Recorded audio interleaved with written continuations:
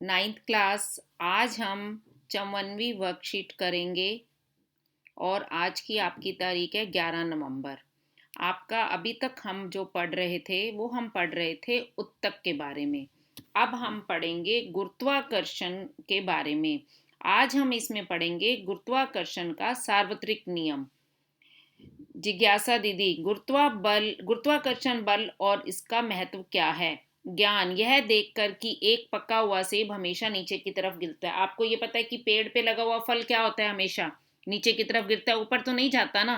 तो न्यूटन ने अनुमान लगाया कि पृथ्वी हर वस्तु को अपनी तरफ एक बल से आकर्षित करती है।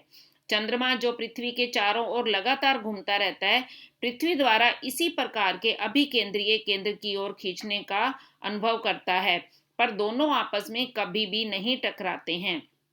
इस प्रकार यह सूर्य की परिक्रमा करते हैं। इन सभी तथ्यों के आधार पर न्यूटन ने निष्कर्ष निकाला कि विश्व में हर एक वस्तु दूसरे को एक ही बल से आकर्षित करती है, जिसे हम क्या कहते हैं? गुरुत्वाकर्षण बल कहते हैं। आज हम जो डिटेल में पढ़ेंगे वो पढ़ेंगे गुरुत्वाकर्षण का सार्वत्रिक नियम। अब ये गुरुत्वाकर्षण का सार्वत्रिक नियम क्या कहता है? गुरुत्वाकर्षण का सार्वत्रिक नियम कहता है कि इस संसार में प्रत्येक वस्तु प्रत्येक अन्य वस्तु को एक ऐसे बल से आकर्षित करती है, यानी कि जो दोनों वस्तुओं के द्रव्यमानों के गुणनफल के समानुपाती और उनके केंद्र के मध्य दूरी के वर्ग के व्युत्क्रमानुपाती होता है। यानी कि ये दो वस्तुएं हैं, एक ये वस्तु m1 और ये m2, इनके बीच में दूरी कितनी है? d।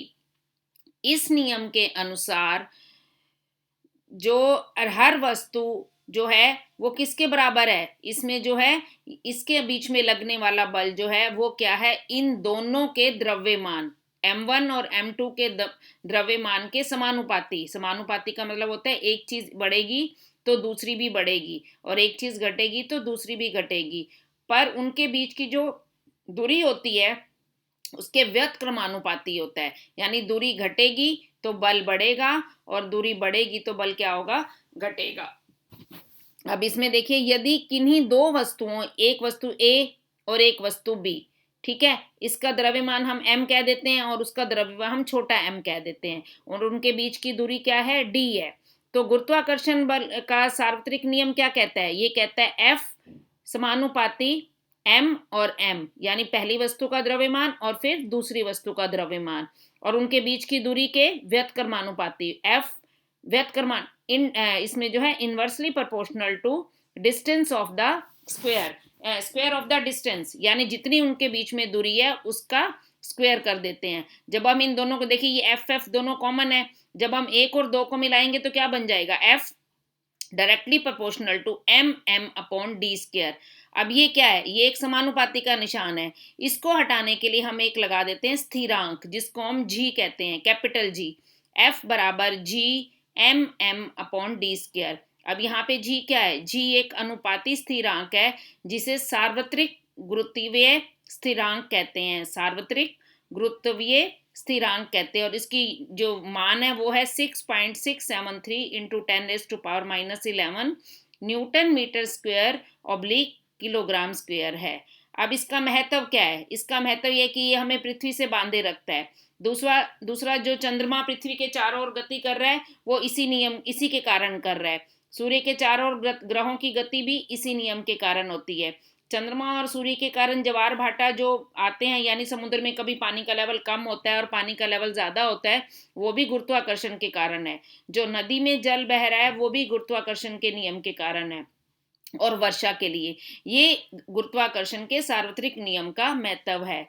तो आप सभी बच्चे इस वीडियो को देखेंगे और उसके बाद आपको ये क्वेश्चन आंसर करने हैं। गुरुत्वाकर्षण का सार्वत्रिक नियम क्या है? ये आपको ये सारा यहाँ से पूरा लिखना है, ये वाला यहाँ से, इस संसार में यहाँ से लेकर यहाँ तक आपको लिखना है इसमें। और उसके बाद गुरुत्वाकर्षण के सार्वत्रिक नियम का महत्व क्या है, ये आपको ये महत्व लिखना है इसका, ठीक है। और यदि गुरुत्वाकर्षण बल नहीं होता तो क्या होता है, इसमें आपको अपने विचार लिखने हैं कि गुरुत्वाकर्षण बल नहीं होता तो क्या हो जाता है? कोलैप्स हो जाती धरती। और उसके बाद जो भी आपके दिमाग में आता है इसको सोच करके आपको लिखना है। यानी अगर गुरुत्वाकर्षण बल नहीं होता तो ये जो सब चीजें हैं ये नहीं हो पाती।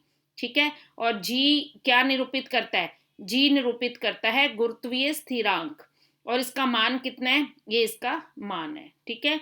तो सभी बच्चे ये वाली वीडियो देखेंगे, प्लस अपने आप को कोरोना से बचा के रखेंगे, हाथ धोएंगे, बार बार मास्क का प्रयोग करेंगे। तो सभी बच्चे ये वर्कशीट करके भेजेंगे।